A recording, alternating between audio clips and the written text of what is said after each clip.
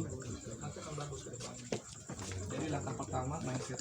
Jack Ma, salah satu owner perusahaan di Cina, Baba, dia kan nggak sekolah, bahkan orang miskin, dihina terus dihina. Akhirnya dia menemukan rahasianya, yaitu merubah perspektif hidupnya, merubah pandangan hidupnya. Setelah dia rubah pandangannya, jadi kaya. Jadi situ. Nah itulah salah satunya Allah kasih kita akal tuh di situ, untuk diolah akal kita, akal pikiran. Kita kan mindsetnya kadang-kadang udah saya pasrah ya Allah, saya mah gak bisa apa-apa, saya mah gak bakal mampu kayaknya. Udah gak mampu. Ya udah berarti kamu udah nyerap. Nah ini belum pernah saya gitu. Makanya Rasulullah itu walaupun usianya 63 tahun, tapi Rasulullah mindsetnya udah ke depan. Rasulullah mindsetnya sampai ke hari kiamat, sampai hari akhir. Ya Allah. Jadi makanya Rasulullah selalu bilang nanti di hari kiamat begini itu sampai ke sana mindsetnya. Bahkan Rasulullah mindsetnya sampai ke surga. Ya Allah, aku nggak mau umatku ke neraka gitu. Sampai segitu. Makanya dulu itu menjatuhkan gitu, mindsetnya bagaimana kita itu pengen tinggi. Maksudnya padahal kita belum ke sana, tapi udah ke sana mindsetnya. Baru. Ya, itu contoh mindset. Jadi insya Allah kita bisa kayak gitu. Banyak yang saya berani bilang kayak gini gitu ya, karena banyak yang terbukti gitu. Banyak yang terbukti terjadi gitu. Alhamdulillah. Itu yang pertama ya, contoh kecilnya gitu. Makanya ketika orang misalkan mau jalan-jalan kemana harus pakai duit, artinya kok berbadi gitu ya. Kalau saya ya enggak, alhamdulillah ada aja gitu. Bahkan kak, nanti kamu mau kemana, mau jalan ke Semarang, mau ke Surabaya, mau ke Makang, siap ini gitu. Sampai kamu, aku kalau mau ke kayak gitu, tinggal saya mau tungganya gitu. Karena itu remind handphone gitu kan, handphone kayak handphone. Duh ya Allah, saya punya handphone, aduh gimana ya. Tapi saya penyakit, saya punya handphone. Orang beli dengan duit, kalau saya bagaimana punya tanpa duit? Ada yang ngasih. Beneran, pertama Samsung, yang kedua ini Infinix, itu masih double box, itu yang ngasih.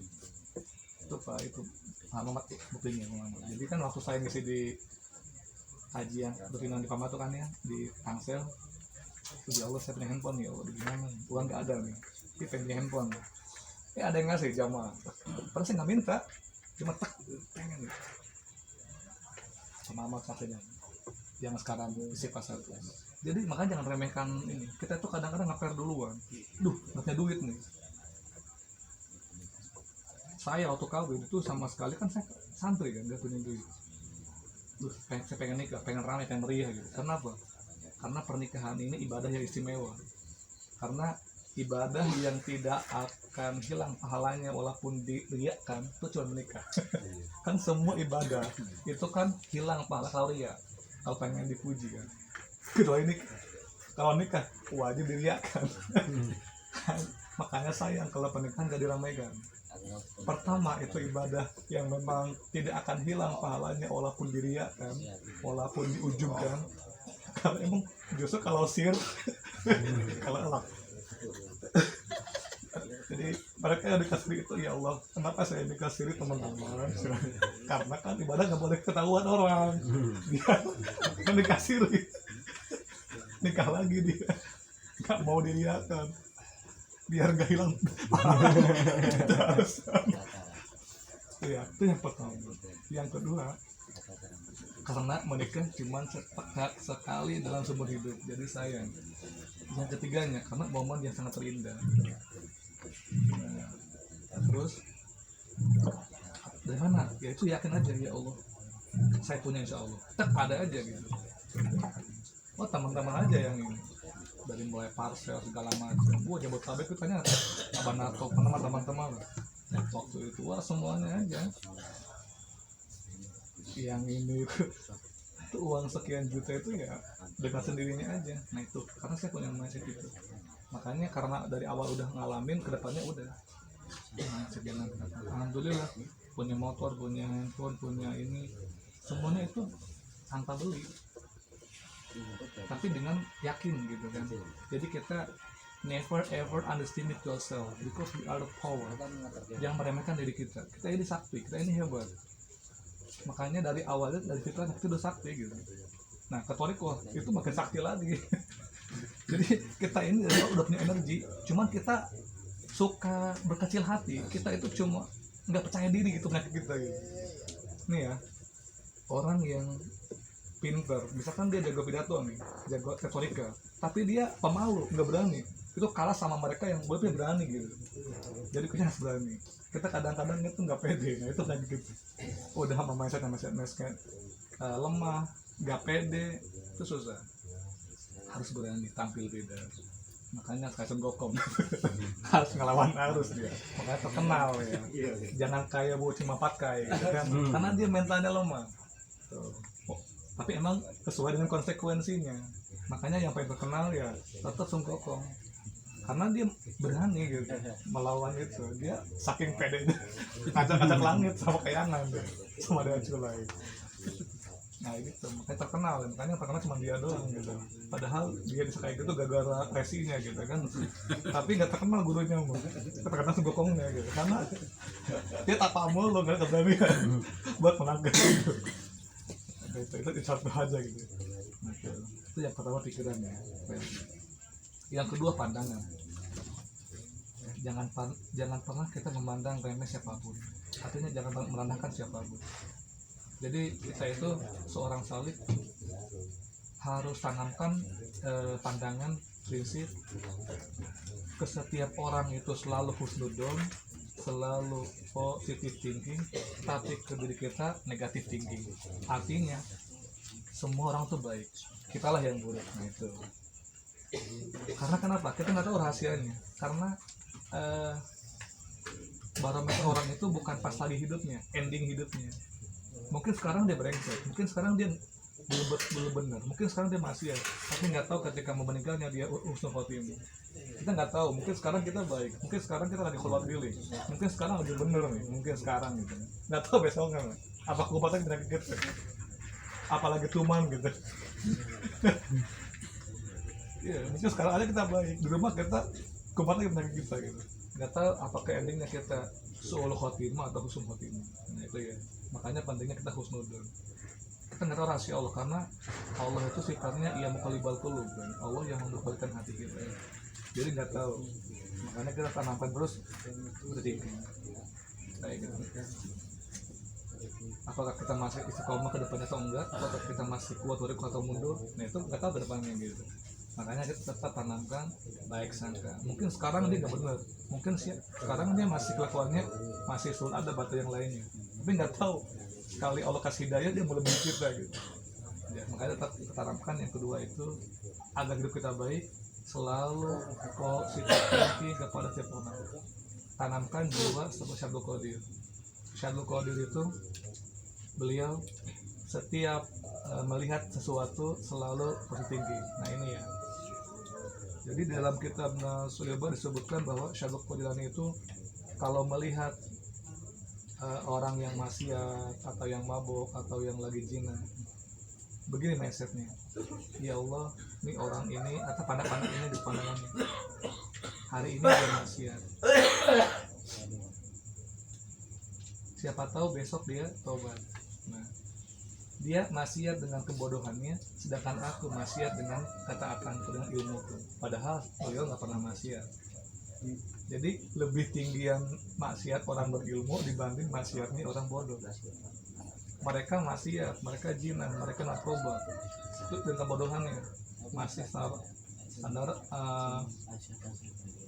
masih standar gitu. Tapi orang toriko berzina itu lebih lagi dosanya gitu kan. Artinya mereka maksiat di luar orang toriko itu ya karena kebodohannya. Kita dengan keilmuan kita tahu nih itu dosa nih, tahu nih riba gitu, dihembat terus gitu, berarti parahan kita. Jadi maksiat nih orang yang bodoh, maksiat nih orang yang berilmu lebih bahaya dibanding maksiat nih orang bodoh, karena dia nggak tahunya gitu. Kita udah tahu dihembat aja. Nah itu ya, makanya Abdul Qadir ya ketika melihat yang maksiat, ya Allah, dia maksiat dengan kebodohannya, sedangkan aku maksiat dengan ilmuku. Itu yang kedua. Yang pertama ya. Terus yang kedua, ketika melihat yang udah sepuh, udah tua, oh ya Allah ini orang udah tua nih, umurnya panjang, dia berarti lebih banyak ibadahnya dibanding saya belum banyak ibadahnya nih. Terus ketika melihat yang masih muda, oh ya Allah ini orang masih muda, dia masih bersih nih, dia karena masih muda berarti masih bersih, sedangkan sudah tua berarti banyak dosanya. Selalu yang menyalahkan diri sendiri, nggak pernah menyalahkan orang lain. Terus si Abdul Qadir, terus ketika si Abdul Qadir melihat orang non Islam, orang kafir gitu ya, itu dia begini, ya Allah hari ini mungkin dia non Islam, hari ini dia mungkin kafir, tapi siapa tahu dengan keagungan burung kemurahanmu besok kau kasih daya dia jadi mu'alaf lebih dahsyat ibadahnya dan husnul khotimah, dan aku nggak tahu siapa tahu aku hari ini ahli ibadah, besok kau cabut tidak ya aku. Nah juga itu padahal beliau nggak ahli ibadah. Saking pentingnya kita menjaga pandangan kayak gitu dan lain-lain. Bahkan dari semua kisah beliau pernah menangis gitu. Di suatu ketika Abdul Qadir melihat orang yang mabuk, ketemu gitu, bawa ke pasar. Nah itu ketika bertemu itu dipanggil, ya Abdul Qadir, ya apakah Allah bisa menjadikan aku seperti engkau gitu ya? Kata yang mabuk. Nah ini kisah yang membuat saya ini ya, beneran pernah ya. Ini kisah yang membuat saya benar-benar berkesan, iya berkesan dan menggetarkan hati saya gitu kan. Makanya beliau pun menangis kasih Abdul Qadir. Apakah Allah bisa menjadikan aku sepertimu ya? Artinya jadi wali Allah seperti ini, kalau ahli ibadah ketaatan. Padahal kan dia ahli maksiat gitu kan, mabok lah. Bisa kata Allah, apa sih yang Allah nggak bisa gitu? Karena Allah yang qalibal qulub, Allah adalah yang membalikkan hati, dan Allah ngasih hidayah. Allah pun yang mencabut hidayah gitu. Oke, senang itu kan. Yang kedua yang membuat menangis Abdul Qadir. Yang kedua, apakah Allah juga bisa menjadikan engkau seperti aku? Wah, langsung menangis kan. Hatinya ya sekelas beliau aja sampai segitu. Kayak gitu. Apakah Allah juga bisa menjadikan engkau seperti aku? Langsung beliau nangis berkata, dia bisa. Awalnya misalnya ada maksiat, tidak taat, awal tak ada ahli maksiat. Makanya nggak sedikit kan, yang awalnya umat Islam jadi mualaf, tadinya ahli ibadah, jadi murtad. Allah bisa kayak gitu. Makanya kita jangan merasa suci, jangan merasa benar, jangan merasa kita tetap kita yang salah. Ilmu tingkat tinggi itu kita mengalah, tetap kita yang salah. Makanya jadi motivasi saya. Yang cerita saya gua diri itu biasanya tiap hari ya. Ini terus iya, kita tetap kita yang salah, sudah pada sendiri, nah, karena Allah itu kisah buat kita. Makanya Rasulullah selalu mengalah, padahal yang salah Abu Jahal, tetap Rasulullah yang mengalah, tetap yang minta maaf. Itu dasarnya kayak gitu. Rasulullah dengan Aisyah itu selalu minta maaf, padahal Rasulullah nggak pernah menyakiti Aisyah, nggak pernah berbuat salah kepada Aisyah, tapi Rasulullah selalu minta maaf pada Aisyah. Tuh indah seorang suami, ini nyalahin istrimu, nyalahin binimu. Nah itulah akhlak. Makanya tarekat itu akhlak, aneh-aneh. Karena tarekat sendiri kan diciptakan Rasulullah SAW kayak gitu. Terus kok di tarekat ada ilmu ini ya, bisa ilmu kampulan jagat, ilmu. Nah justru karena tarekat itu ilmu akhlakul karimah, semakin luhur akhlak kita, ilmu tuh nempel otomatis gitu. Ilmu tuh otomatis gitu. Kalau kita rajin ibadah, rajin tirakat, apalagi akhlaknya bagus, itu ilmu tuh dengan sendirinya refleks, dikasih malah gitu. Yang penting kita buat wadah aja kayak gitu. Nah itu ya, dipahami ya. Jadi ilmu-ilmu kita tuh karena itu aja, kalau kita otomatis gitu. Kayak kita beginilah, kita menikah dengan perempuan otomatis dilayani segala macam kayak gitu, itu otomatis. Nah, kayak gitu. Atau kalau kita beli handphone lah, itu sekaligus casannya, sekaligus boxnya gitu, kayak gitu. Casing itu. Casing atau otomatis semuanya kita dapatkan. Kita menikah mendapatkan ciptaan, kayak sayangnya, pelayanannya, belayan jiwanya, semua dapatin. Padahal nikah sama. Kita kalau udah bertoriko, intinya kita dapetin ya, ilmu segala macam pun nempel otomatis kayak gitu. mata batin, roba sukma segala macam itu otomatis nempel kalau kita udah bagus baikannya. Nah itu ya. Selanjutnya yang ketiga ya, rahasia hidup kita itu ada di ucapan. Nah, itu yang ketiga. Seperti apa ucapan kita, maka seperti itulah hidup kita.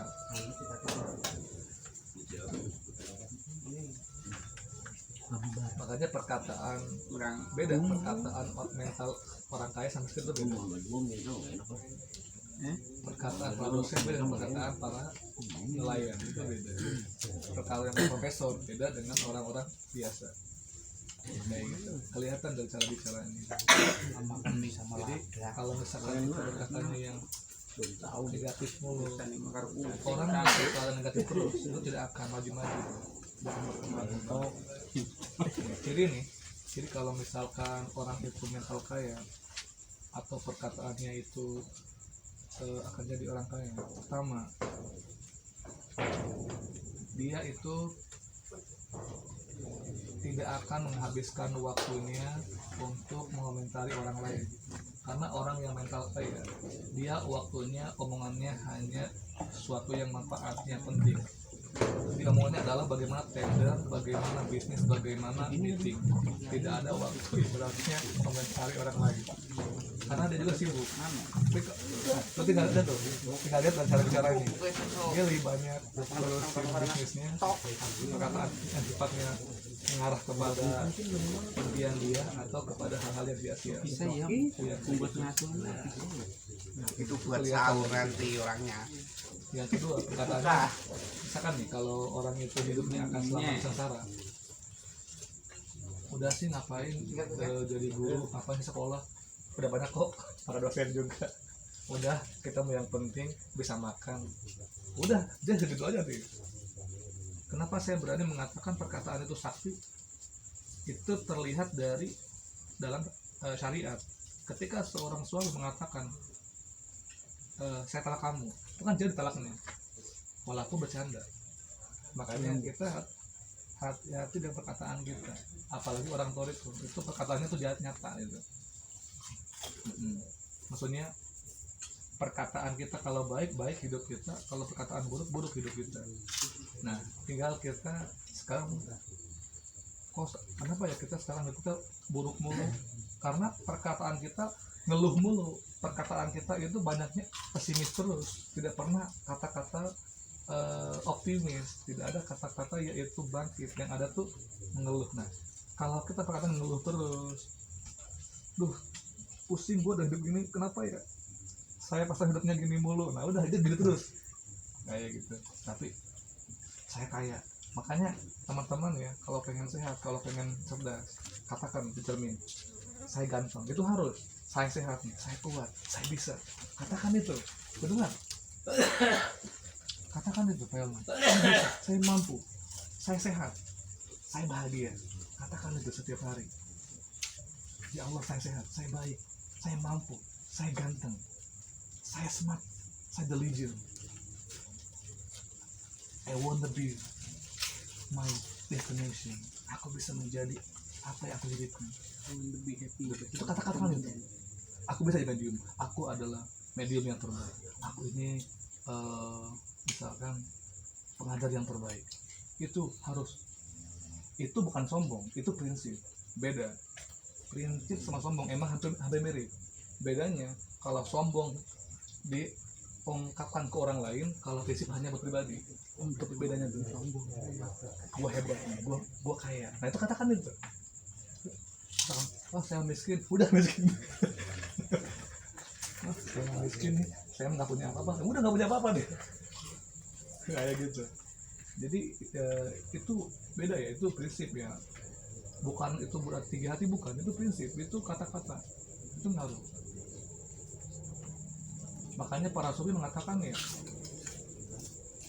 Allah istighna, aku nggak butuh, aku udah kaya, aku nggak butuh dengan dunia. Makanya mereka udah kaya kayak gitu. Nah, jadi salah satu yang membuat kita kenapa jelek nasibnya, buruk takdir kita ya karena kita perkataannya banyak yang perkataan yang ngeluh terus, perkataan yang membuat kita miskin, ya udah Karena kan nggak bisa karena kita tuh saya bodoh amat ya, susah amat ya, udah susah terus. Saya bisa, saya mau, saya pintar, saya kaya, saya sehat, saya bangkit, saya mampu. Bahkan lautan ku arungi, gunung saya kudaki demi cinta yang saya dapatkan. Makanya kan kata dewa kan, sudah kudaki gunung tertinggi hanya untuk mencari di mana diri. Kayak gitu. Jadi kita punya mental kayak itu Gajah Mada sebelum menaklukkan gitu kan Asia, sebelum Majapahit. Nah, itu kan kata-kata dia, kepala-palanya jadi itu kata-kata dari kata-kata cuma palapa. Saya tidak akan berhenti puasa kalau saya belum bisa menyatukan Nusantara. Berawal dari kata-kata dulu. Napoleon Bonaparte, Neil Armstrong, Albert Einstein, gitu kan, dan yang lainnya, Confucius dan yang lain-lain, Martin Luther, tokoh-tokoh dunia loh. Mereka dari kata-kata. Bahkan kata Bung Karno contohnya, makanya Bung Karno kan pernah dunia, bahkan dikagumi, karena beliau pernah berkata, kata Bung Karno, give me 10 young will shake the world. Kata Bung Karno, datangkan beri aku pemuda, gua goncangkan dunia ini. Makanya kita tuh kebanyakan ini perkataan kita, banyak perkataan yang membuat kita itu lemah.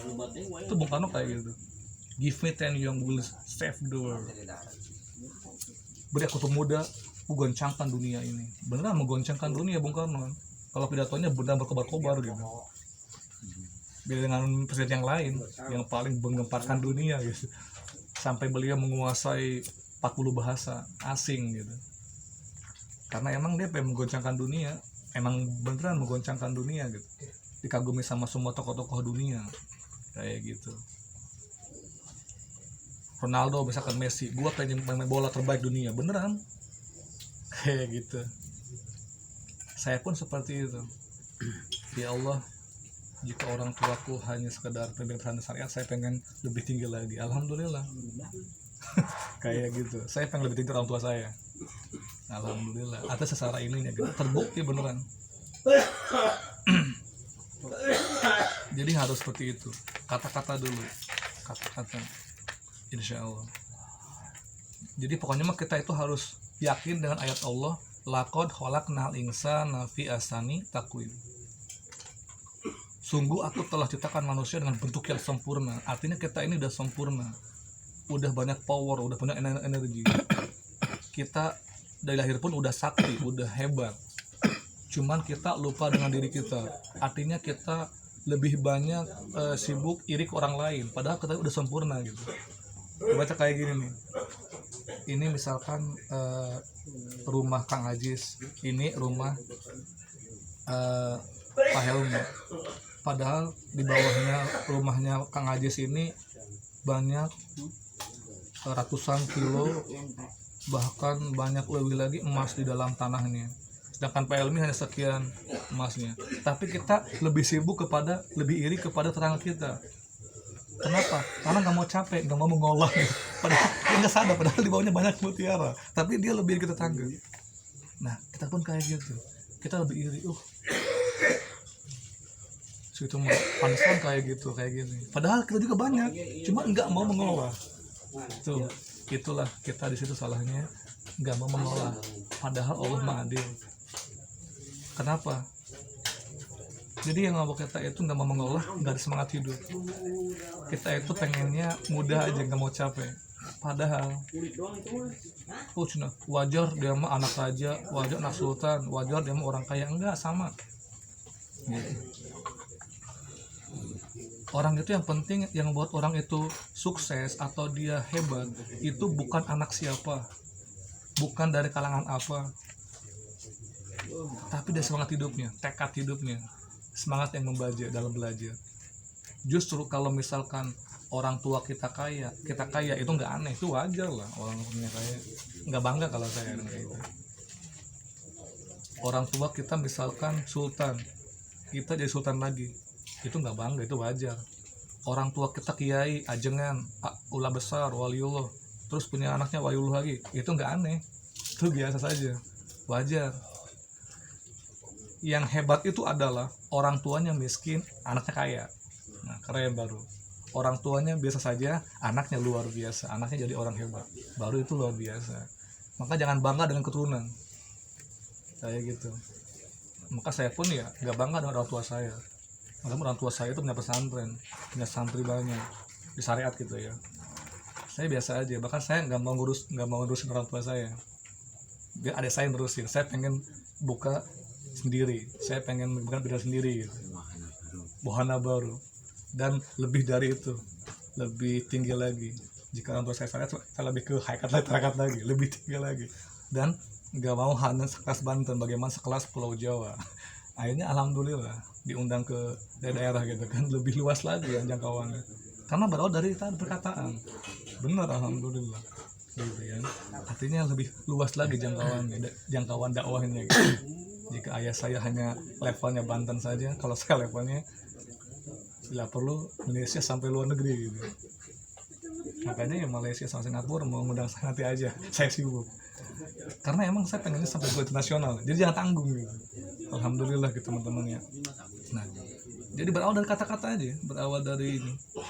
Jadi kita termotivasi dengan Gajah Mada itu untuk menyatukan Nusantara, makanya sampai ke Asia Tenggara, Kamboja, semua tuh di bawah kuasaannya Majapahit, coba luar biasa. Karena berawal dari itu mati Gajah Mada. Padahal beliau nggak punya pesawat, beliau nggak punya handphone segala macam, tapi kok bisa menguasai sampai ke luar Indonesia? Apa tadi kekuatan diri kita gitu? Nah, gitu ya.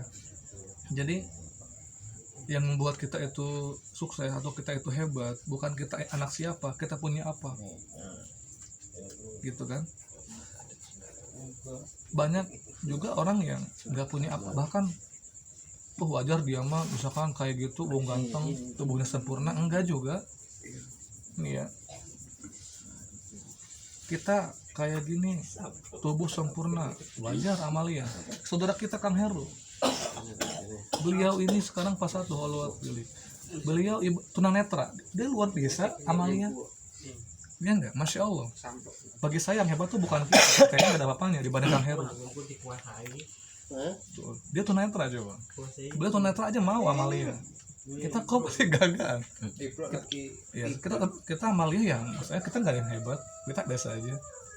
Yang hebat tuh Kang Heru, beliau tunanetra, tapi nggak membuat beliau itu berkecil hati buat semangat Amalia gitu kan.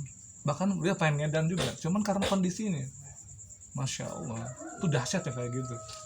Ada tuh di Depok juga sama kayak Kang Heru, namanya Pak Walmin, dia juga sama jamaah Depok. Wah itu kalau wakiah nggak pernah ini. Ketika saya datang, dia selalu datang istiqomah tuh wakiah, padahal dia jauh jaraknya. Dia datang terus, padahal dia itu tunanetra sama, nggak bisa melihat, tapi tidak pernah buat dia patah semangat untuk hadir ngaji wakiahan. Bahkan dia pengen dan segala macam, jangan bawa ambil, kata jangan, udah amalkan yang ada aja. Masya Allah kan. Makanya ini yang yang sehat itu yang mana? Ini aja yang tunanetra pengen, dan ini yang sehat nggak mau. Beneran itu. Dia tuh pengen, cuma tahan, jangan bawa ambil. Nanti urus aja nanti kemana orang. Nanti kalau ngedan gitu, udah ya itu nggak memberatkan. Iya, kayak gitu ya. Itu ada kawan di Depok tuh jamaah, masya Allah ya. Bahkan udah nyampe ke Majelis, nyampe ke Cirebon, itu sendirian malah. Ini orang pakai apa kesininya? Terus itu emang pakai handphonenya gimana gitu? Bahkan tahu nama saya dari mana, dari YouTube. Terus gimana makainya gitu kan? Ternyata saya baru tahu ya, baru ngeh gitu.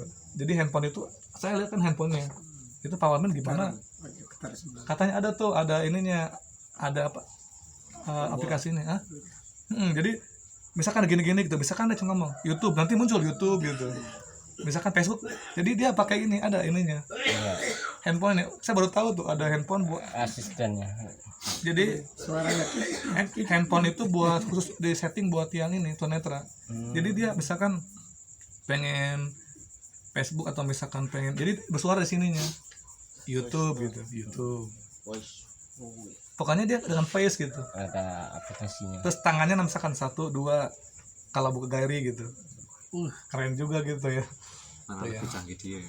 Terus ada lagi tuh kemarin tuh pas saya salaman tuh ya, kita ini yang bisa dikir wajar, tangan kita normal nih ya. Tuh yang kemarin salaman tuh, masya Allah kan. Siapa namanya lupa lagi tuh? Ini Surabaya. Surabaya tuh ya. Dia ini ya. Tapi dia masya Allah kan.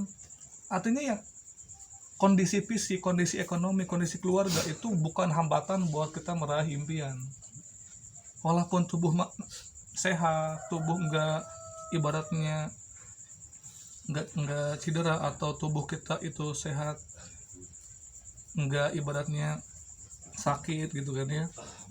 Terus kok orang tua kita kaya, tetap kalau orang itu nggak belajar, mas-malasan, tidak akan sukses. Bapaknya maju, anaknya karena belajar bangkrut, yang ada habis dijual sama anaknya. Kayak gitu ya teman-teman. Makanya ketika orang bilang, wah butuh modal, enggak, emang butuh, tapi nomor sekian. Yang utama itu adalah keberanian, semangat, ya. kemauan yang keras. Yang penting kemauan. Modal ada, duit ada, misalkan tubuh sempurna, sehat, tidak cacat, tidak ibaratnya disabilitas, orang tua orang punya, tetap kalau nggak punya kemauan yang keras, nggak mau kerja keras, nggak mau punya impian ke depan, nggak mau cita-cita, tetap orang itu akan makin terpuruk kayak gitu. Makanya yang penting itu kemauan. Walaupun orang miskin nggak punya apa-apa tubuh, bahkan ya ada tuh di daerah Inggris itu, di negara Inggris, dia sama sekali nggak bisa apa-apa. Dia tuh tangan nggak ada, kaki nggak ada, tapi dia jadi penulis terkenal, duitnya banyak gitu.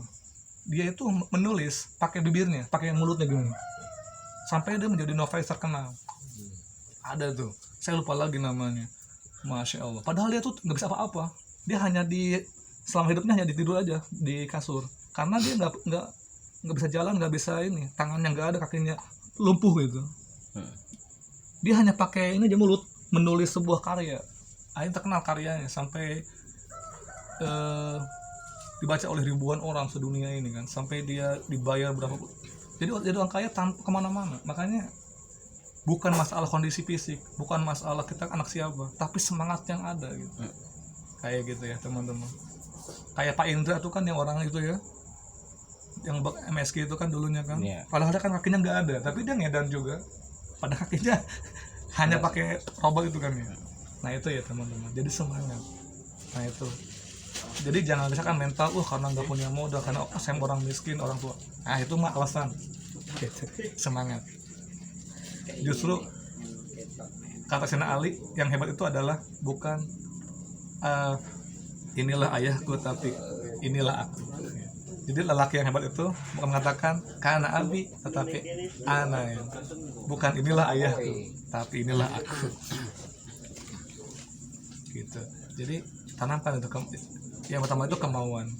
Makanya dalam filosofi orang Tuban bahasanya adalah where is the will there is a way. Itu di bawah terjemahannya. Where is the will there is a way. Di mana ada kemauan pasti ada jalan. Kayak gitu. Walaupun gak punya uang. Bahkan saya sendiri, saya biasa saja, saya nggak istimewa. Yang istimewa itu saudaraku Pak Tajon ada Jambi, luar biasa. Dari Jambi jauh loh, pulang ongkos aja 2 juta pulang pergi. Karawang deket lah Pak. Yang Jambi datang, Karawang deket lah Pak. Cuma 3 jam Karawang. Saya Kalimantan. Iya, saya Kang ini biasa aja karena nggak deket ini ke Karawang. Dari Jambi jauh-jauh. Karawang 3 tahun sekali. 3 tahun sekali. Dari Jambi, masya Allah. Gitu. Makanya dari Jambi Makanya itu, duduk sini Karawang.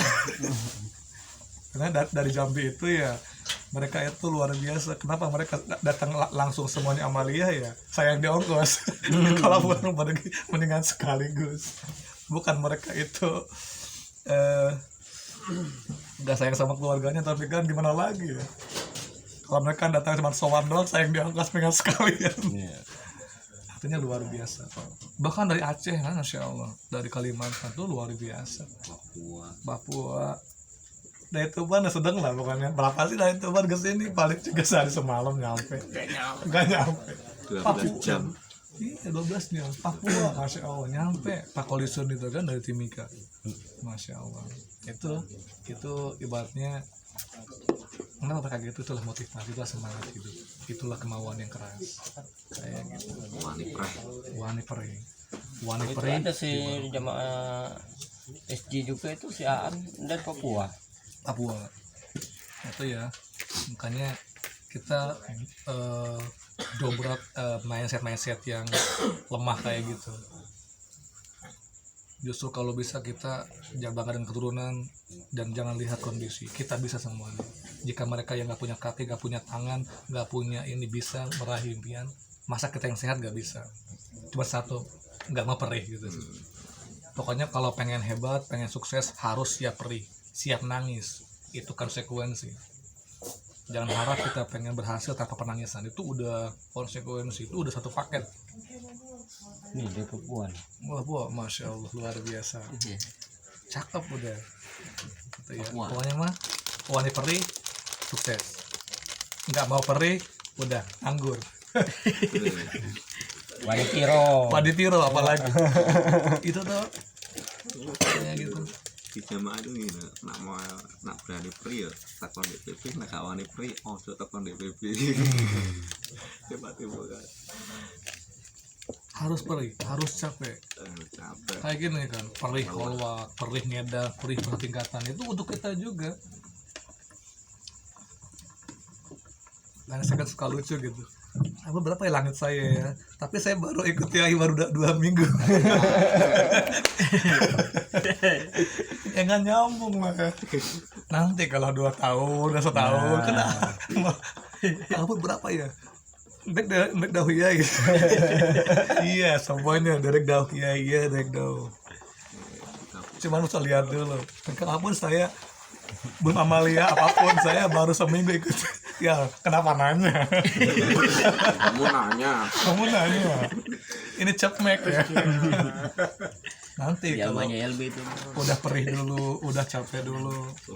Nah, kalau yang nanya kayak Pak Hel, kayak misalkan yang lainnya itu wajar. Kita udah ada proses dulu. Minimal udah puasa dulu lah. Baru juga ibaratnya seminggu belum apa dan Kapan aja belum paham. kayak sekolah aja kan. Masa baru daftar pengen segera dapat juara pertama, sekolah dulu ikut ujian dulu pengen juara pertama, baru juga daftar sekolah ya pengen juara pertama, pengen ranking ya ikut ujian dulu, ikut sekolah dulu. Ya Tuhan Allah ya segitu Akangna saur lah ya. sami-sami mohon kamu ada manfaatnya itu kultum sebelum masuk pilih Kuliah 70 menit.